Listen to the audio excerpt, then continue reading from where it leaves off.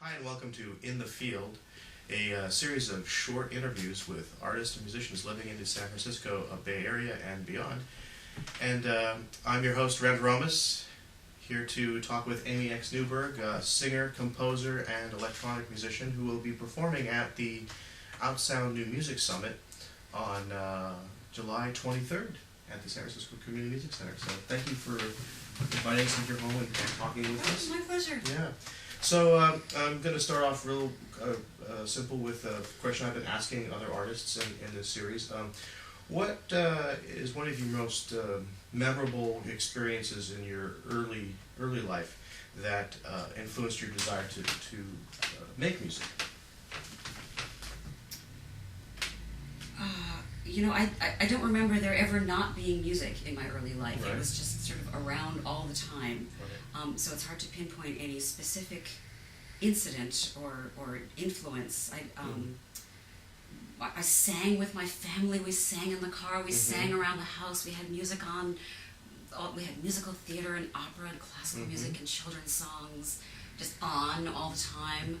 My parents were taking me out to shows. My mom was a pianist. My dad was a violinist. They were always, doing duets. And Right. I had two older brothers that had their musical influences on me. We would play rhythm games on each other's bodies where we'd sort of like tap out rhythms and try to identify the songs, and I'm pretty sure this must be why I'm a percussionist. Oh, okay. I don't know. Right. Yeah, just sort of imbued with music. Oh, so from the very moment you opened your eyes, That's kind of my memory of it. there was sound everywhere. So your parents were both musicians as well. Yeah, not professional, but Right. but they both had studied and enjoyed Right. just playing amateur music together Did and they with their friends. play in groups or bands or with other people? In They the never neighborhood, or- performed Right. in the time that I knew them. Right. My dad did some theater Uh, because he was also an actor and singer, but no, they just had fun, So it salon was style in the basement, Right. So it was like the family policy. Everybody played music. Yeah. That's what I'm hearing. Yeah. Wow. That's so. That's interesting. It's fun. I thought every family was like this. Oh, I only yeah. recently realized that it's like, well, this is pretty special to come from a family like this. Most people don't have this experience. Right, because like my family also all played music, but it was my mother's family, so like my family was like half and half. Yeah. So it's like I think it's sometimes I hear it's generational too. Sometimes you have like the old my mother's mom was old world from Europe, and the whole thing about playing music was a really important factor. So Yeah, I'm sure that has something to do with it. It was just kind of expected that you would teach your kids music, and Right. the whole sort of lineage of my family. My grandfather played violin. I have a cousin who was a pretty well-known concert pianist in New York. right. Just sort of going way back. Right. It seems all traceable to Did you musicians. play instruments then also? My first instrument, which I think is a wonderful instrument to start out on, was piano. That started when I was 6 or something. Which is, you're kind of getting music full force from all directions when you play the piano, because you're working with your right and left side simultaneously. You're working with rhythm, melody, harmony. You're learning to read both clefs. You've got kind of a whole coordination thing going on. Right. It's a good start. Right. Yeah. So were you involved in voice work as well and singing early on as well, or did that come later? I didn't start really taking serious voice lessons until I was about 13. Okay. They don't like to start you much earlier than that because it kind of screw you up for life. Oh, okay. Because the Right. voice goes through these development stages, Right. and you kind of have to wait till it's reached a certain point of maturity before you can do serious training. So, from the time that I was 13 all the way through graduate school, I studied voice. Okay. So you've been singing from a very early age. Yeah. And developing that along with, did you keep to playing piano? I gave up the lessons after about 7 years. My discipline was not so good. Okay. But I still had a very good foundation from it, and I still kept playing and using the piano as sort of my composing instrument. Right. So it's still remained a strong. It still has a strong place in my music. So was there a time? Was there a certain time in your your life when you thought, okay, this is what I want to do? You know, I want to make music. Or was there a person or an influence or something that pushed you? There were a lot of little milestone-y things along the way. You know, I think one of my most memorable experiences like that, where I kind of went, oh, this is it, you know, was actually after I started studying electronic music. Oh, okay.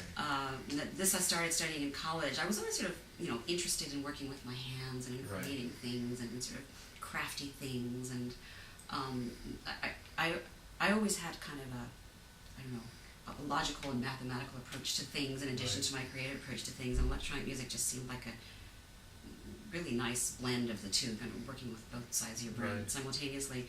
And I loved the sounds of it. I discovered electronic music, sort of the power of the sound of electronics way back in the 80s when they were first introducing this into the curriculum at Oberlin, where I studied voice and linguistics. Oh, okay. And I see, okay. And some of the composers there were just starting to work with electronics as like accompaniment to live performers. And somebody wrote a piece for me for electronics and voice, and I was like, wow, this is so cool, you know.